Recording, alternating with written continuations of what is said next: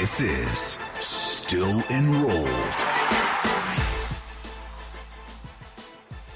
And welcome on into the latest edition of Still Enrolled, a Big Ten football podcast. As always, Ryan Hickey, Brian Tripp with you here. We got a great pod for you because spring football is in the books, and now we are looking ahead a little bit to the summer and fall camp. We have post-spring rankings. That's right. We are ranking every single Big Ten team 1 through 18. We'll give that to you here in just a second.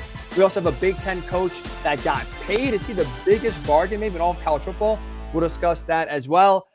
And we are getting closer and closer, Trip, to kickoff times being announced. We have Fox announcing 2 games they are broadcasting. Did not say the times.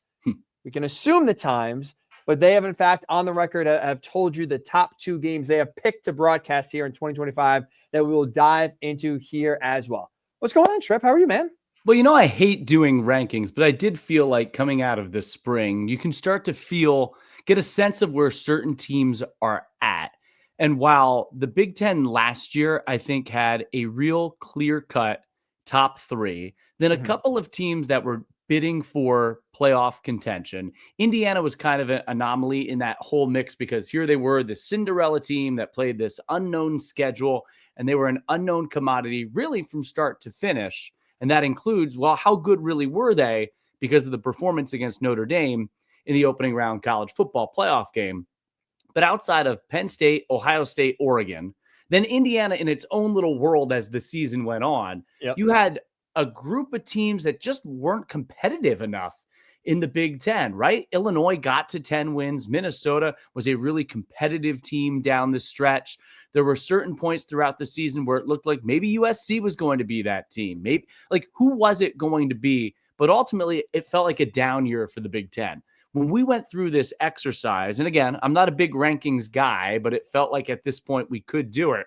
When we went through this exercise and put our rankings together for the podcast, and I'm looking at it, while there still may be a clear-cut top tier, I felt like the elevation, and this is based on optimism, expectations, the hype coming out of the spring, I felt like there was an elevation of a clear second tier of the Big Ten and a group that you look at, if things go well and things go right, a group of as many as 8 to 10 teams that could be 8-9 win teams this year in the Big Ten. Ultimately, not all of them will be, but there is a group of teams that probably could be optimistic where it's not just battling for bowl eligibility, but that it could play out as you have the season run its course. If things go well, there could be a big group of teams that have a really, really competitive season. And maybe coming down to the last 3, 4, 5 weeks, if things break right, maybe they're in playoff contention. Let's dive into the list then, actually, Trip, because now to your point here. All right, so if you're watching on YouTube, obviously you see the list. My left side is my rankings. Right side is Trip's rankings here in terms of post-spring. If you're listening to us, wherever you get your pods, don't worry. We will read out the names here as we go along, so you'll not be in the dark, I promise. But I think one thing that where we wanted to start, Trip, is kind of talking about where's the line. Because you kind of talked about, right? Like last year, we thought we knew, okay, who would be playoff contenders, who would not. All of a sudden, boom, here comes Indiana and nowhere being in contention. I feel comfortable drawing the line after the top 4, which for me is Penn State, Oregon, Ohio State, Illinois. I feel pretty good about Illinois going to 2025 that they will be in the mix, to be a college football playoff contender, at least be that 4th team, or if you want to call it that first team after the top 3 of the powers list of Ohio State, Oregon, and Penn State. I feel good about Bret Bielema's squad. They're bringing a lot back here. So, when you kind of talk about the floor raising in the Big Ten, which I feel like it is from last year to this year, and kind of the jumbled mess that maybe is the middle right now, the Big Ten, I feel comfortable drawing the line after 4. Okay, starting at 5 to, let's call it 12, 5 to 13, you could have kind of any order in that rankings and feel kind of, okay, I could agree that, I could accept that, I could see that happening here in 2025. For you, where are you drawing that line? Are you with me at it's Illinois at 4, or are you differentiating from that? Yeah, I think it's the top 3, Penn State, Ohio State, and Oregon. And it's interesting as you put your rankings up and I put mine up, and I didn't look at yours when I did my list. There's really very few teams when you look at the entirety of the 18-team league that we have big discrepancies on. Like Ohio State, I have 2, you have Oregon 2, and Ohio State 3. I have Ohio State 2 and Oregon 3. Well, big picture, that's one spot, but ultimately that's a pretty notable difference in our two lists. You have Indiana 6. I have Indiana 10 and anticipating perhaps a slight drop off going into 2025. Maybe I should know better and give Curt Cignetti the benefit of the doubt. You have Michigan State 12. I have Michigan State 16. But for the most part, all the differences between the lists are really flip-flopping one team here or there. I have USC 7th. You have them 10th. That's a fairly significant difference between the two lists. But in terms of the tiers, and to answer your question, I think it cuts off at 3 Oregon. I think the overall talent and depth of the talent and the elite level talent that Penn State, Ohio State, and Oregon have is still significantly greater than Illinois. I think Illinois still has, and maybe I'm selling them short because Bret Bielema has done such a good job there. I still think they have a ceiling, which is a college football playoff berth, first round exit if they get a great matchup, depending on what the matchups are, maybe second round matchup and a second round to exit. But I think they have such a ceiling compared to Penn State, Ohio State, and Oregon, where I don't know that there is a ceiling to those three teams because the overall talent and depth on the roster. And if you look at Illinois from 2023 to 2024, in 2023, they were on the wrong side of a lot of close games. In 2024, it's not that they were an overwhelmingly dominant team. They were an efficient team that leaned into their strengths, but they almost lost to Purdue. And you can go through that schedule time and time again and point to other examples of where there were narrow escapes or games when you reflect on the comparison 2023-24 that one or two plays changed the game. So while, yes, I believe in Bret Bielema's team, I believe in the strength of their quarterback position, I'm not comfortable putting them in the same area. When you talk about Penn State, Ohio State, and Oregon, there's the belief coming into the year that all three of those teams could win the national championship. I don't think it's a surprise to anyone. If I ask you today, can Illinois win the national championship? Would you say yes? No, I would not. Yeah, so that's why they're in a different tier. That's fair.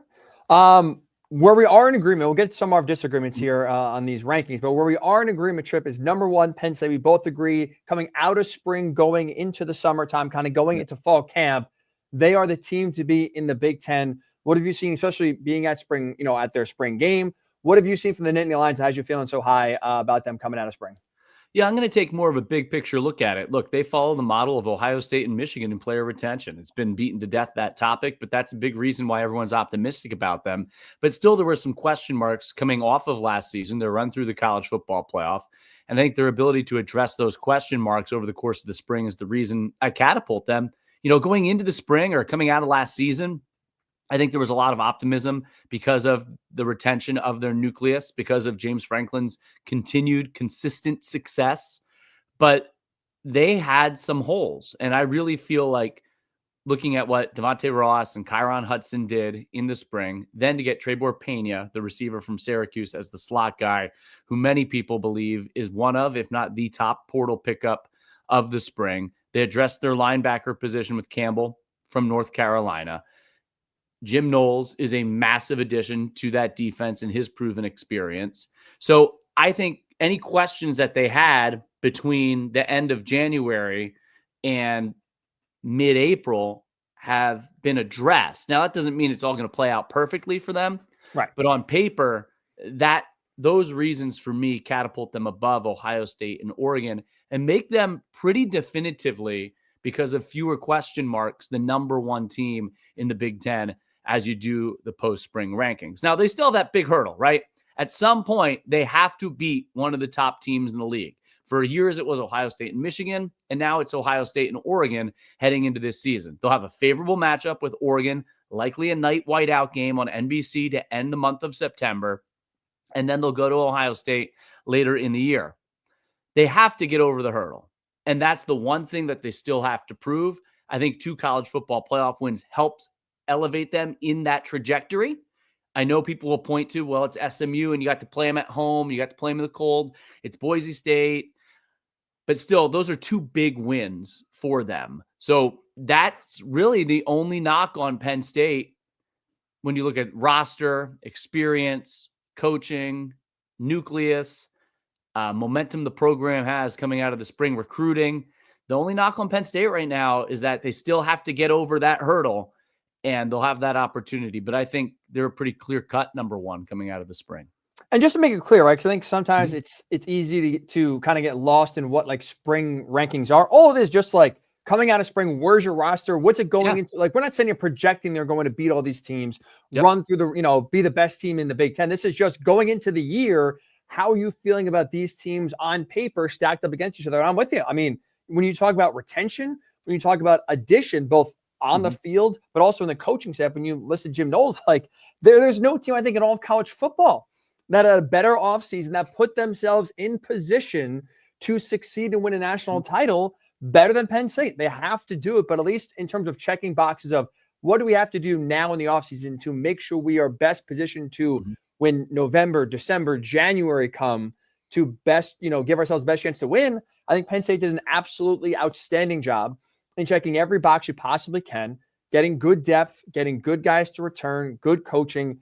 I'm with you. I couldn't agree more in terms of Penn State being number one. I want to add one more thing to that because even if they returned and say Tom Allen's still the defensive coordinator and that was his move, he left to go to Clemson. Right. James Franklin, Andy Kotelnicki, whether they have a change at the running back coach position or not. But even if they return basically what they left the field with in Miami at the end of the Notre Dame game, lose the guys they expect to, Carter, Warren to the draft, and you run it back with the receivers, there's still a top 5 team heading into, and this is nationally, not just in the Big Ten, there's still a top 5 team, in all likelihood, heading into 2025. But I think what they've done to elevate themselves, not be complacent, and then really elevate the program by, okay, we're in a window here. We feel like we've got a great chance to win. Yeah, we could probably win with the group we have, but how can we make ourselves, in all honesty, the team to beat in college football, if not the team to beat, one of the teams to beat in college football going into 2025? And I think if you look at every box they needed to check, they've pretty much done it. Any box they could check, they've pretty much done it here over the last 3 months. I think they have young talent on the D-line and at linebacker, but they don't have a ton of depth behind Dennis Sutton. They don't have a ton of depth behind Zane Durant. They're young. I think they have guys that can do it at those spots. Same at linebacker. So that could be an area, but you really have to search hard and deep in that Penn State roster to find any deficiency. There's certainly not a deficiency in the starting 22. There's not many deficiencies on the 2 deep. And if you're trying to find one, it might be the guys behind Dennis Sutton at defensive end and Zane Durant at defensive tackle. But even that might be a stretch because I think they're pretty young and talented there. It's just guys who haven't had the chance yet. And we're sitting here nitpicking, right? That means you're in a pretty good spot roster-wise going to 2025. James Franklin, the recruiting staff, the entire university deserves a lot of credit for the position they put this team in to get their first national championship since 1986. For a lot of reasons you just said and talked about Penn State being number one is why I have Oregon number 2 right behind the Nittany Lions.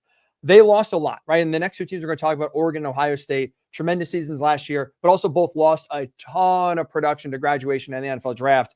But I like why I have Oregon 2 ahead of Ohio State is I like how they were able to backfill some of the losses with legitimate production in the transfer portal. They got Dylan Thieneman out of Purdue. Purdue fans know that guy's a damn good safety. He's going to come in, plug and play in that Dan Lanning defense. And I think you're not going to see a drop off with Oregon's defense. You got Emmanuel Pregnone, one of the most highly sought after guards in the transfer portal coming over from USC. Bring him in. Taron Johnson, second team all Big Ten last year, corner from Northwestern. So they've done a good job. I mean, they've cannibalized some of their own teams here in the conference, but they've done a good job at getting proven talent, experienced talent to plug in and be able to play right away. They've done a good job in the recruiting trail and should have some guys come in a true freshman and be impact players immediately. They got Tulane running back Mekhi Hughes over 1,400 yards last year.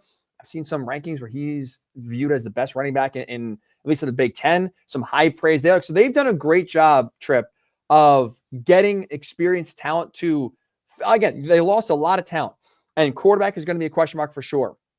If it's Dante Moore, even Austin Novosad, either way, they're going to be first time at Oregon starters and have a lot of pressure on them. But I like how much talent they've gotten, proven talent they got in the transfer portal this offseason. We look at Ohio State. There's a lot of talent, but also a lot of questions, player-wise, coach-wise. There's just so many moving parts that I know they're defending champs. I know it's Ohio State. They're not going to go and win 5 games. That's ludicrous. But there's just so many, I have just many more questions about Ohio State and how proven they can actually be and how quickly they can hit the ground running versus Oregon, where both teams lose a lot. But I think Oregon did a better job at showing up some of those questions than Ohio State did. Now that you have a margin for error in college football, which of the 2 rosters, what 2 programs in the makeup of the programs of those 2, Oregon and Ohio State, if I asked you who will be the best team by December, which of the 2 would you pick? I still would probably say Oregon. Okay. I'm assuming you go Buckeyes. You think that they're a slow build into kind of almost kind of what we saw last year a little bit? Yeah, I think it's splitting hairs with both of these programs. I think both have some similarities in terms of the question marks at the quarterback position. Oregon has more continuity with his staff, whereas Ohio State now has Brian Hartline becoming the offensive coordinator. I think it's the 4th different play caller in 4 years for Ryan Day, and then Matt Patricia on the defensive side. The reason I have Ohio State ahead of Oregon, and I'm not sure that it matters here all that much, is because they have the best offensive player in the Big Ten, Jeremiah Smith, and the best defensive player in the Big Ten, Caleb Downs, on their roster. So for that reason alone, I have Ohio State ahead of Oregon. I think when you go from Bo Nix to Dylan Gabriel, and with how incredibly efficient both were, to ask Dante Moore or Austin Novosad, as you said, to come in and complete passes at a 70% plus clip, manage the offense the way those did, I think it's asking a whole lot for a guy, no matter who it is, who doesn't have the experience that both Nix and Gabriel had when they got the reins of the Oregon offense. So but couldn't you to say the same me, thing for Ohio State, though? yeah, you could. Julian Saints, same thing. He's actually played less than Yeah. Dante Moore. Yeah, but I think there's more moving parts at Oregon around it. And even if Julian Saints the guy, he still has the best trio of targets. Jeremiah Smith's the top receiver in the Big Ten, top receiver in the country. Cornell Tate's not far behind. And then remember, they added Max Clare, the tight end from Purdue, who's going to be a real weapon in that offense. So I think just because Ohio State has the known commodities of the best offensive, and then on defense, their secondary is really good in returns. Their linebacker core has still got some strength. And then you just assume Larry Johnson will have the defensive line playing where it typically is. Again, it's splitting hairs. Both have some question marks, but at this point, just because they have roster turnover doesn't mean it's a rebuild, it's a retool. And I believe both those programs still very much could be national championship contenders in 2025. So when you look at the rankings as you climb down now, again, top 3 have the same teams. I have Oregon, Ohio State 2, 3. You have them flipped to Ohio State 2, Oregon 3. But we both have Illinois 4. Again, a lot of experience come back for the Illini. Luke Altmaier, 3-year starter. And the expectation is college football playoff, in large part because they have built their way up to it. They have some experience. They have proven talent. They've done a good job in the transfer portal. Illinois feels like a known commodity. Now it kind of almost similar to Penn State, but differently in the sense of Penn State, hey, you got to go do it, beat a good team, win a national title. Yep. Illinois, it's, hey, you got to go do it and make the college football playoff. We both feel, at least in terms of ranking them compared to the rest of the conference, we agree they're number 4. This is where it gets fun, Trip. I 5 through 12, 5 through 11. I think we could, order a lot of these teams in a bunch of different combinations, and I don't think it's crazy. At least for me, I have Washington 5, Indiana 6, Michigan 7. You have Michigan 5, Washington 6, USC number 7. Let's just start with the Wolverines because I think that's a really intriguing team. Obviously, Bryce Underwood, we presume at some point, week 1, week 8, whatever, is going to be the starter for the Wolverines. What has you feeling, obviously outside of him and his insane talent, feeling good about Michigan here to where you feel like outside of, again, a consistent team we feel like we know and have a good grip on with Illinois, outside of them, what has you feeling like Michigan could be the best of the rest? Michigan was quote unquote bad last year and still won 8 games, including defeating Ohio State at their place and defeating Alabama in the bowl game. And they were abysmal at the quarterback position. The trio of quarterbacks that rotated through that position, they had no passing game. They just had a run game. They lost some big time defensive players. Graham, Grant, Johnson to the next level. Johnson didn't play for much of the year for Michigan. A lot of their defense actually is back. And then I think they'll have an elite pass rush combo with Derek Moore and TJ Guy. And even if that offense is incrementally better, this is still Michigan. There is a lot of talent there. They have question marks, obviously, at quarterback. High ceiling, but question marks at quarterback. Wide receiver and offensive line. I think the running game is going to be good. I think they're going to have an elite defense once again. Dare I say it? Maybe one of the top 3 defenses in the entire Big Ten. If they can be okay on offense, it's still Michigan. And my debate wasn't, well, where do I put Michigan 5, 6, 7, 8, 9? My debate was Michigan 4 or Michigan 5. Here, because that's how much talent I believe they have. The difference between Michigan and Illinois for me is peeking at what Illinois' schedule is. And that is that they're at Indiana on September 20th. They host Ohio State and USC, and they don't play Oregon, Penn State, and Michigan. And I think you have to ride. Look, they have a stable quarterback. They have Luke Altmaier, a team that won 10 games last year, and a manageable schedule. So for me, I think Michigan is still Michigan. Don't lose sight of that. They still won 8 games last year. And that was, and I don't even think this is an understatement or an overstatement or an exaggeration. Like, this isn't an exaggeration. They were bad per Michigan standards last year. They were not fun to watch. And they still won 8 games, and they return a lot of that nucleus on defense. They've bolstered their offensive line through the portal. I think there's still question marks there. The run game is going to be good. And if they can just get above average quarterback play, even if they have to go through what Dylan Raiola went through last year at Nebraska with Bryce Underwood, that makes their offense significantly better than it was a year ago. And you have to think Sharon Moore will coach a complementary football, understanding where their strengths are. If they're in every game, they'll have the talent to win a lot more than they lose. It's funny. I guess it's fitting because a lot of these teams are kind of talking about here. It really is projection of which quarterback do you believe in, which 100%. one do you think can make, and that's why I have Washington 5. We've talked about them and Damon Williams out coming into the role as a full-time starter for the first time. I like the talent that's around it, but what I really like from Washington and why I'm high on them and at least having them in that 5th spot, I like what they did defensively. They fired Purdue head coach Ryan Walters, who I think is a good defensive mind. And so maybe not a great head coach. We've seen plenty of coaches struggle at being a head coach, but excel at being, the coordinator one side of the ball, the other, like a Chip Kelly last year for Ohio State.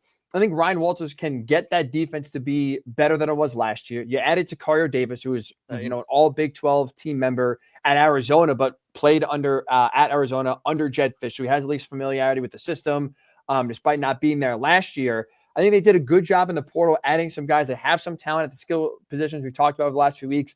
I like if we're going to project, again, I feel like now that you kind of get past Illinois, which is kind of the last known we have coming out of the spring, I'm going to project, and I like Washington kind of, I think they're a little more well-rounded. I think their road woes will be solved, not that I'm doubting Bryce Underwood. I'm doubting Bryce Underwood. And again, I get it. You're right.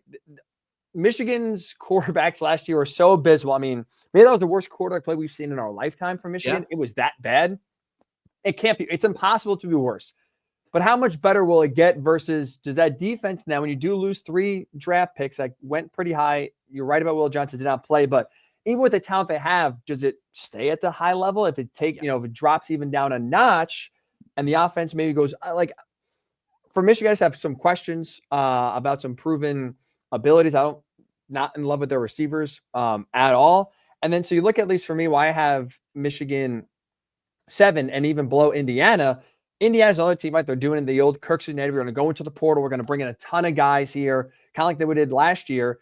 But at least kind of similar to Oregon, they have brought in guys that have, produced. Fernando Mendoza is a guy who's done it at Cal, who's, has a body work you can feel good about. You bring back Elijah Surratt at receiver. So here's a hot take for you, Chip. When I look at Indiana's roster and what, Cignetti did in the portal this past spring, I actually feel they're more talented going into this year than last year. And that's, while it's, again, a lot of moving pieces and a lot of new faces, now for the second year in a row. And while the schedule gets harder, so I'm not sitting here saying they're going to repeat what they did. I'm not even, we did the win-loss predictions a few weeks ago. And I believe off the top of my head, Indiana's was 8.5. And I think I took the under on it. So I'm not sitting here saying they're going to the playoff. Mm-hmm. But I do think, like, from a talent perspective, I think they got better this year compared to last year. That's why at least I have Indiana as well above Michigan. I think it's interesting. I think some of these teams, and you have USC 7, which I'm fascinated to kind of hear your thoughts about as well. Like, you kind of look at some of these teams from, let's say, 5 to 9, 5 to 10. There's a legitimate talent here where if things go right, we could be talking about in this grouping, possibly a 10-win team coming out of nowhere. Yeah, and I wouldn't be surprised to see any of these teams 5 through 10 in my rankings: Michigan, Washington, USC 7, Nebraska 8, Iowa 9, and Indiana 10. I wouldn't be surprised to see any of those teams finish above Indiana in the conference, or above Illinois. Let me restate that. Above Illinois at the end of the season. I think the reason we have Illinois 4 right now is because they were a 10-win team last year, return a ton with the exception of the wide receiver position, and they're a known commodity. Michigan, to me, still has a higher ceiling than Illinois because it's Michigan. USC might have a higher ceiling than Illinois just because of the overall accumulation of talent on those rosters. Indiana may as well, but Illinois is such a known, you know what you're going to get with them. They're going to play tight games. They're going to have to win them again. They're not going to be overly dominant, but they're going to be really well coached and a really experienced team. Maybe it's unfair to have Illinois automatically slotted there at 4, but I think most preseason prognostications have them as a top 10 team in college football entering the year. So 4 Big Ten teams in the top 10. But I could see any of these teams: Michigan, Washington, USC, Nebraska, Iowa, Indiana, my 5 through 10, finishing above Illinois at the end of the year just because of the ceilings and the talent. I agree with you on Indiana that those teams have. Like, for me, Washington, yeah, they've got some hurdles, but who from the West Coast didn't have problems winning on the road last year? USC lost at Maryland, lost at Michigan, right? They lost at Minnesota, right? They lost that game at the end at Minnesota. Yep. So USC had the same problem winning on the road. A lot of these teams had problems winning on the road last year and then protected their home field. I hesitate, as high as I might be on DeMond Williams, Jonah Coleman, Denzel Boston, and an improvement on the defensive side. It was still a Washington offense that was 104th nationally in scoring offense last season. Still 104th in scoring offense last season. And a defense that, while good, was not in the top 50 of the national scoring defenses. So I'm optimistic, but I'm cautiously optimistic there. But as we talked about last week, because they return a really good running back and a really good receiver, I think that gives them some known commodities on the offensive side that you have to believe they're going to elevate. You asked me about USC. Look at the strides Danton Lynn made with that defense in year 1. They got bigger on the defensive line through the portal and through the freshman class that's incoming. They now have a Big Ten defensive line in an area that was a massive, no pun intended, but that was a massive hole for them last year because they got pushed around up front, and teams that were committed to running the football, Michigan, Minnesota, gave them all sorts of trouble. Then they got outskilled by a couple of teams, but they were right there against Penn State. They were right there against Notre Dame, 2 Final Four teams. I think with Mekhi Lemon and Jacoby Lane coming back and Jaden Mayava, they're still talented. That's why I have them at 7. Nebraska, good portal pickups as well. Dylan Raiola has to be consistent. Yeah, we went through this same exercise last podcast. End of the year, Dylan Raiola played better football. End of the year, Nebraska played better football. They eliminated their mistakes. The results still weren't there. So that is why, you ask those couple of questions. How do I land on Michigan 5, Washington 6, USC 7, Nebraska 8? That's how I get there. One thing about USC that does worry me, though, they've done a great job recruiting. Like you said, they have a really good freshman class, 2025 class coming in. They've done a great job so far in the 2026, 2027 classes. When you look at for 2025 coming out of spring, looking ahead to the season, I think for me, they just lost a lot of talent that I don't think they actually replaced. Their offensive line, I think, got worse with some guys that left the program. One we just mentioned before, Pregnon going from USC to Oregon. I don't think they did a good enough job at replacing that. They have questions at running back. I know they have a ton of receivers. That's partly why you saw guys like Kyron Hudson, Zachariah Branch leave. But there are some, consistency questions. Maybe I like Mekhi Lemon, so I think he's legit now with more opportunities. I think he'll kind of blossom into that number one role. But it did feel like every week it was a different receiver kind of making some plays, making strides, but there's no consistency. That kind of worries me a little bit. Like, I think Lincoln Riley's done a great job for the future. And Chad Bowden deserves a lot of credit as well, coming in and kind of changing the entire recruiting process for USC and philosophy. I just look at least here now, coming out of spring, looking ahead to the season, I just think they did lose a lot of players that I'm not sure if they're ready right now, even some of these true freshmen, to kind of plug in and expect to have big impacts right away for USC in 2025. I want to throw this by you because one team that I have at 8 in Iowa, and you have 9, so I have Iowa 8, Nebraska 9. You just flip-flop Nebraska 8, Iowa 9 to kind of round out the top half of the Big Ten rankings here. I was flirting with putting Iowa like as high as 6, maybe even 5. I like the addition of Mark Gronowski. They did a good job on the offensive line as well. They're developed. They have some, for Iowa standards, good receiver talent.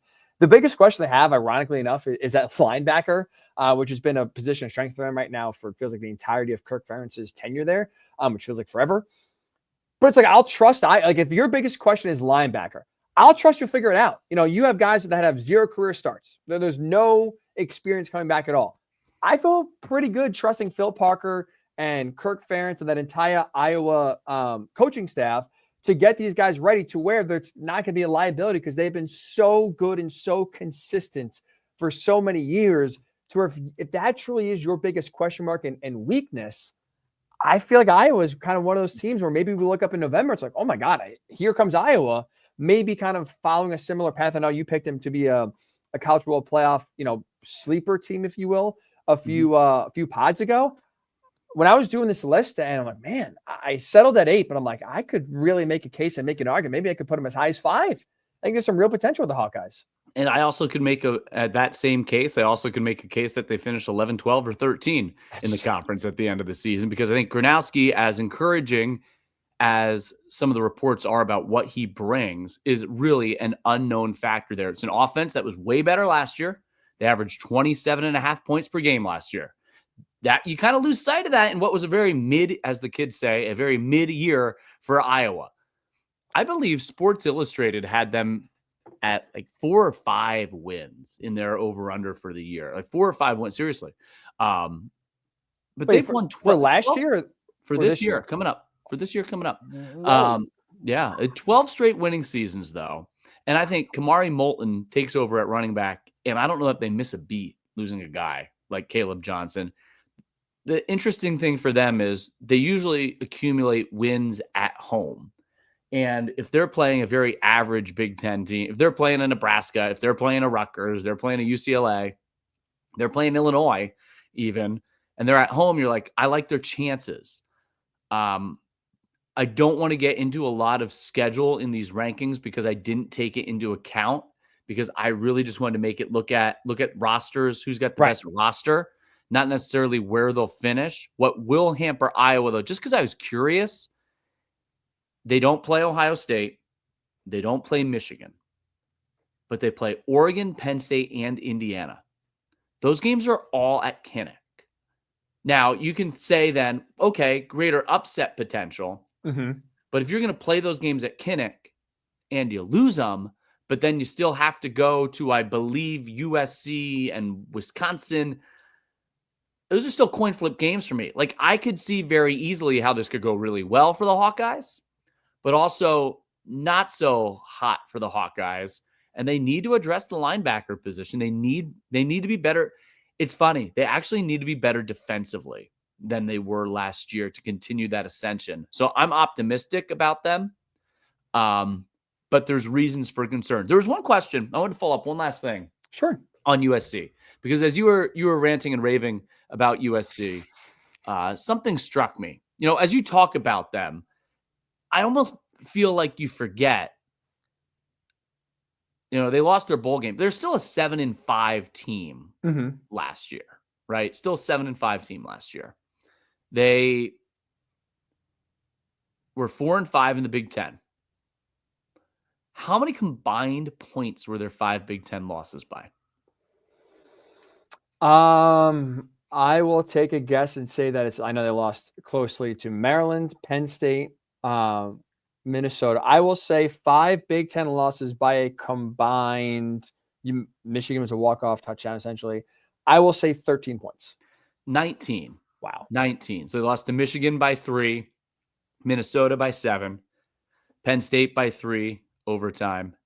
They lost to Maryland by 1, and Washington by 5. Now, a lot of their wins in league were also close wins, right? Like they had to eke it out against Nebraska. Yes. The UCLA game was not easy on the eyes. No. Took Notre Dame down the wire. You know what? And I misspoke. They did win their bowl game. Took Notre Dame down to the wire, beat LSU for whatever you want to, whatever it is. But like, I think there's this misnomer that they were exceptionally bad last year. They weren't good, and they often found ways to lose, but that USC is deprived of talent.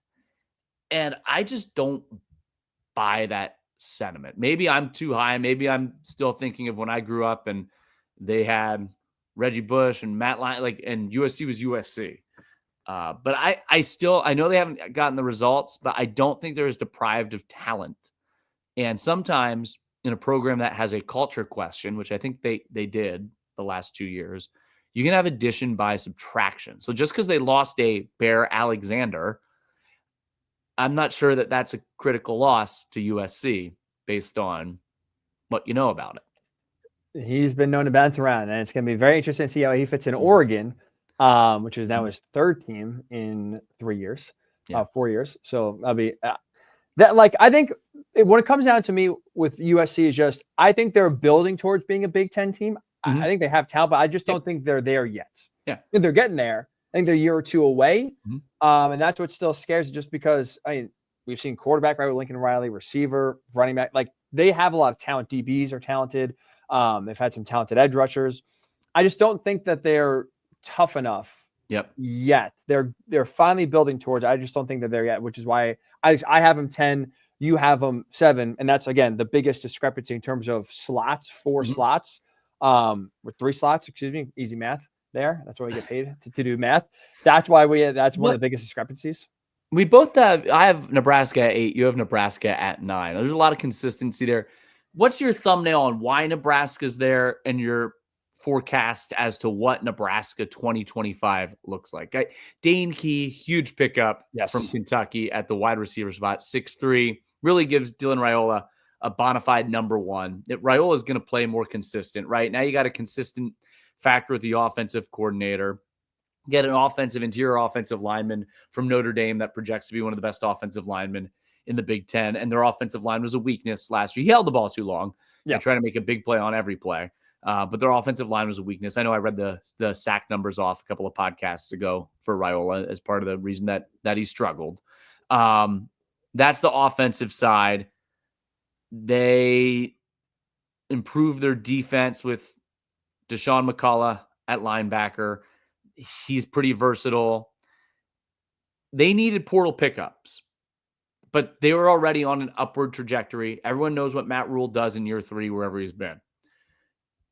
Why 8? Why 9? That's where we both have them. What really is their ceiling? Why not higher for Nebraska? Because a lot of people are saying, why Nebraska below Washington on both of these lists? Why Nebraska below Michigan on these lists when you look at the talent that they've accumulated? I think for me, it's just putting it all together. Like, there's still moving pieces to where you do bring in, I'm blanking.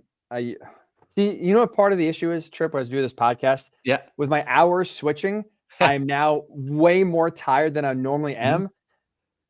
So we used Dana Holgerson. There it is. Yeah. Holy smokes. We used to get on a 10-second delay. I just said Dana Holgerson a moment ago.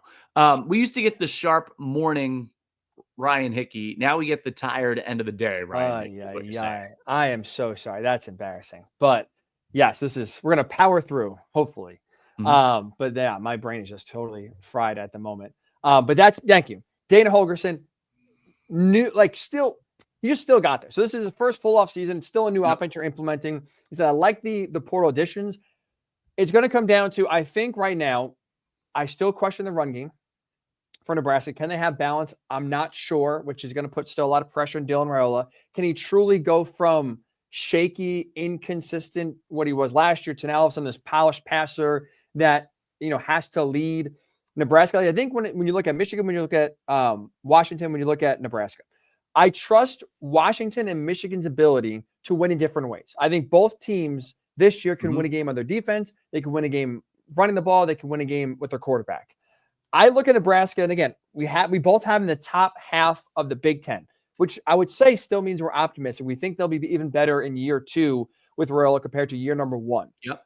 With that said, I right now I'm concerned about how balanced they are. Yep. And I think right now there's still a lot of pressure on Dylan Raiola to kind of, hey, Dylan, you got to win us this game, which just scares me if he's not great or has a down game like every quarterback does. It's inevitable. You're not going to win that game versus I think Washington and Michigan have different kind of pitches they can throw at you to still win games and still find a way to climb up the leaderboard. That's at least why I have Nebraska lower than those two teams. I'm assuming, is that same for you or different reason? Yeah, I just don't think that Nebraska has the pedigree right now. Like even Washington and Michigan, new cast of characters, but 2 years ago, those were the teams. Right. Like people in the program, players in the program still know how to win. I think Nebraska is going to get a big win or two, but they're going to be during this season still learning how to win. And while they may finish with 8 or 9 victories, that's not going to be enough to propel them to the top third of the list. Right. They're still going to be a middle of the pack team, but that doesn't mean that it's not a big step forward for them.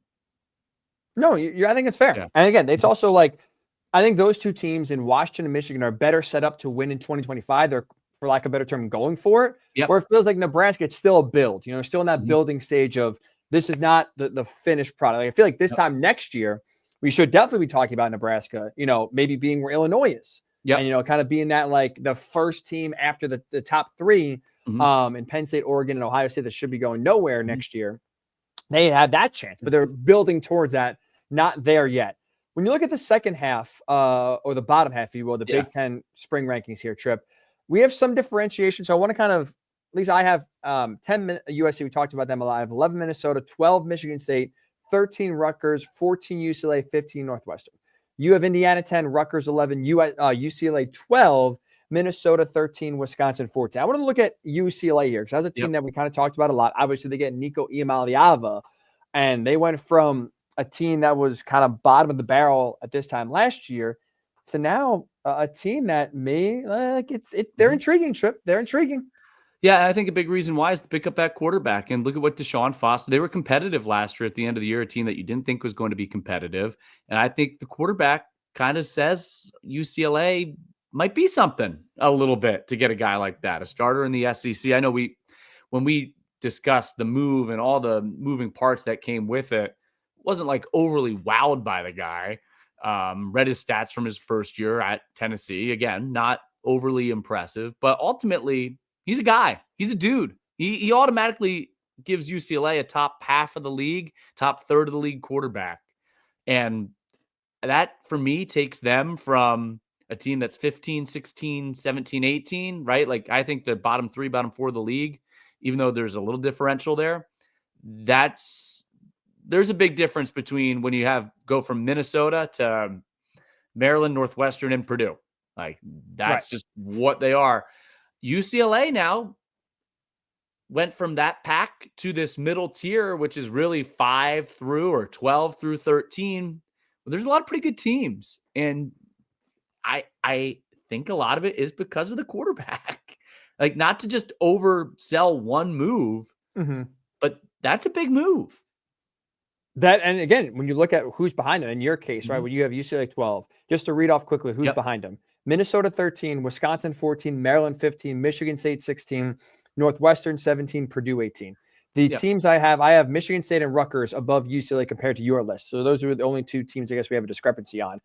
But like, again, we kind of talked about a jumbled mess and kind of the floor being raised. I think it's very fair to look at UCLA, which I do have questions about a lot of their roster, but I think it's fair when you're kind of talking about those bottom 6, 7, 8 teams to kind of look at, they got the best quarterback. Therefore, I think they're going to have the best chance, and I feel the best about them. Like, the one team that you have is Michigan State. You have them at 12. I have them at 16. Why Michigan State? I don't want to spend too much time. I think Barry Odom has a chance to win some at Purdue and elevate them, but it's going to take time. That's a bottom of the barrel. You got to figure out how you keep your best players. Wisconsin putting all its eggs in Billy Edwards Jr.'s basket this year, and that they're going to go back to something that's more resembling Wisconsin football. Maryland, I think Malik Washington's got potential. That's why I have them at 15 if he's the guy that ends up getting the job. But why Michigan State for you at 12? That out of the entirety of the list, that stands out to me to see them there on your list where they get back to the middle of the pack in the Big Ten.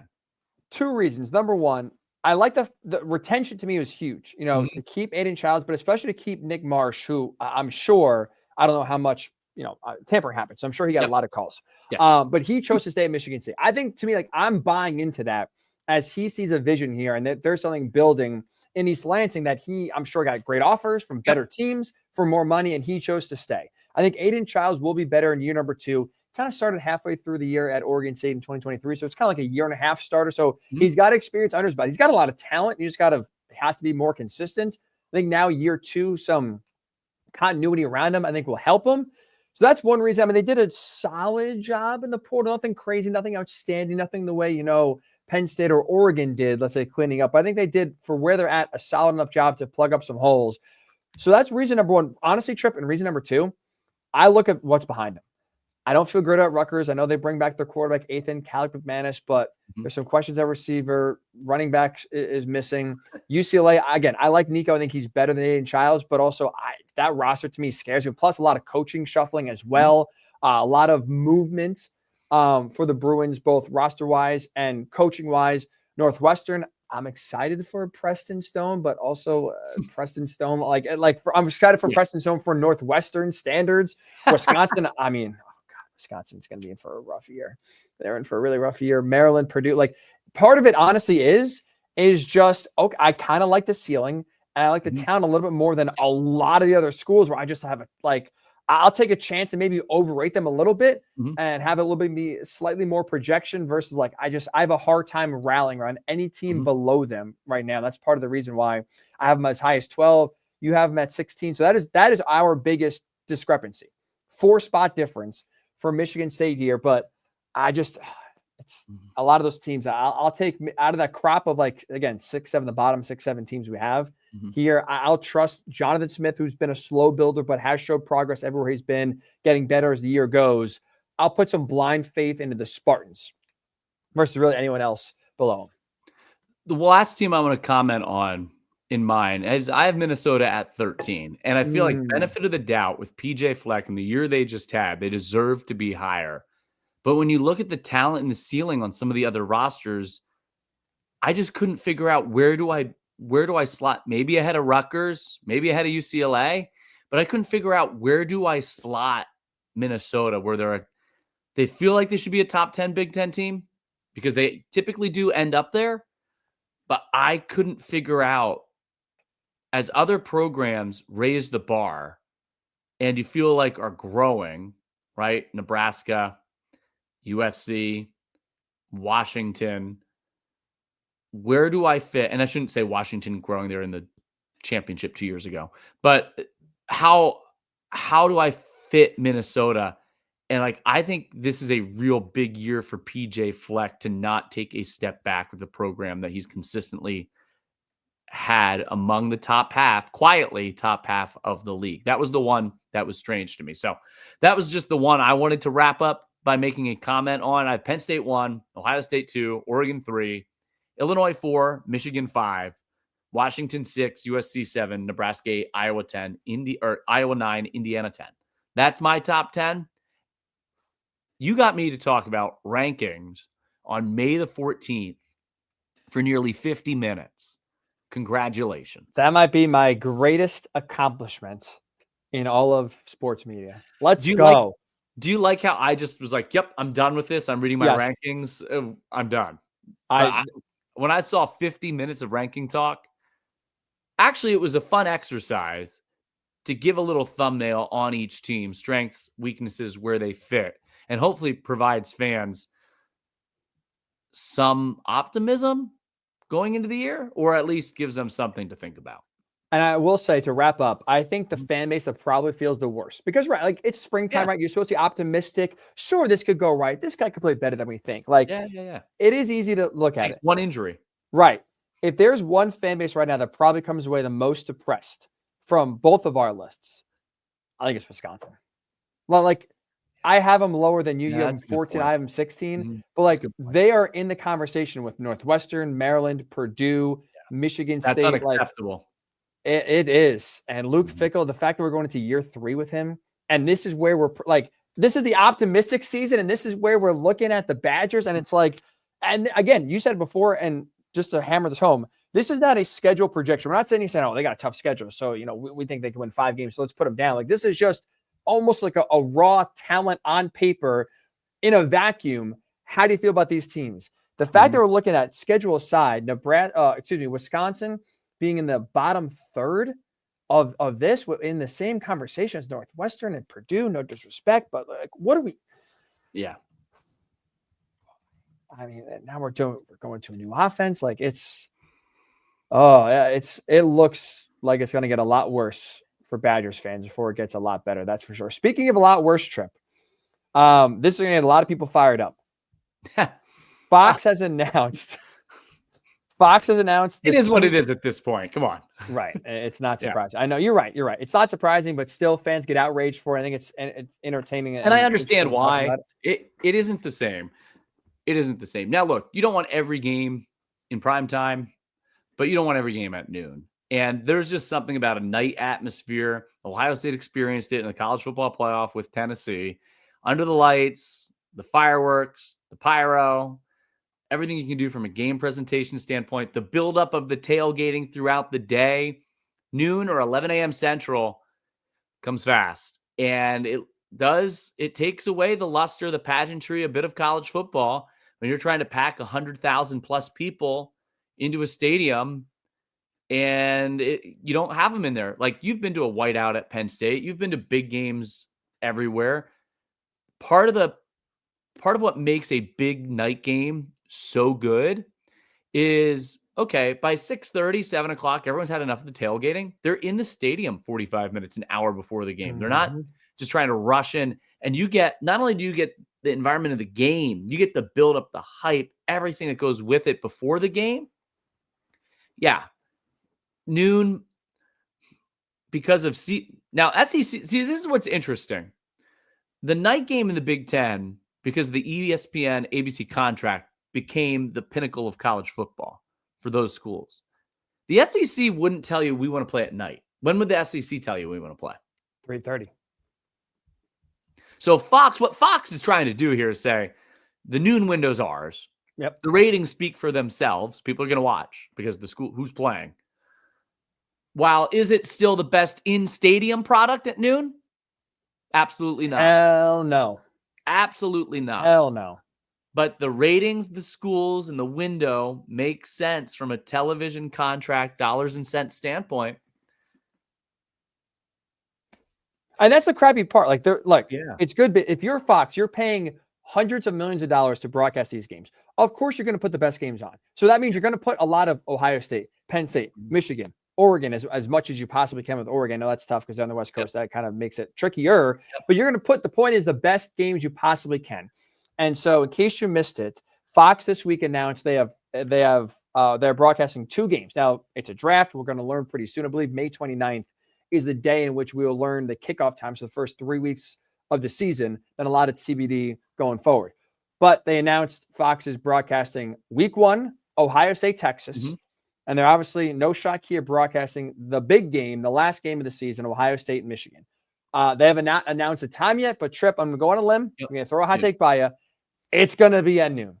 And clearly, Ohio State fans, I think rightfully so, are very upset. Last year, 6 of their 12 games, Trip, half the schedule was big noon kickoff or games that kicked off at noon. a lot of those big games, Penn State, Michigan, obviously, were at noon. This year, Ohio State, Texas, you could argue maybe the biggest game of the season, at least what both of these teams are projected to be, is going to kick off at noon. And it sucks. Like you said, you've been to a whiteout game both at night, and we both are there for the whiteout game against Ohio State this past year, the non-whiteout, but it was not official whiteout, but it was whiteout for Ohio State at noon. There is a difference. You're like, there's a legitimate buzz, energy before the game, during the game. Like, this is a huge game when it's at night. We have all day to build up to it versus you kind of just wake up and go. Sure, like the crowd is still loud. They're still into it. It's sold out. But like anyone who's been to a night game versus a noon game, opponent, like even if it's a big opponent, there is a difference. And you're right. It sucks that right now college football is being run by TV networks in suits who don't care, who are pay all this money, who want eyeballs. People are going to watch. People are not going to not. I'll tell you this. I'm watching Ohio State, Texas. You're watching Ohio State, Texas. We're not going to sit here and say, screw with Fox. We're going to send a message. We're going to turn the game off. We're not going to watch it. No one's doing that.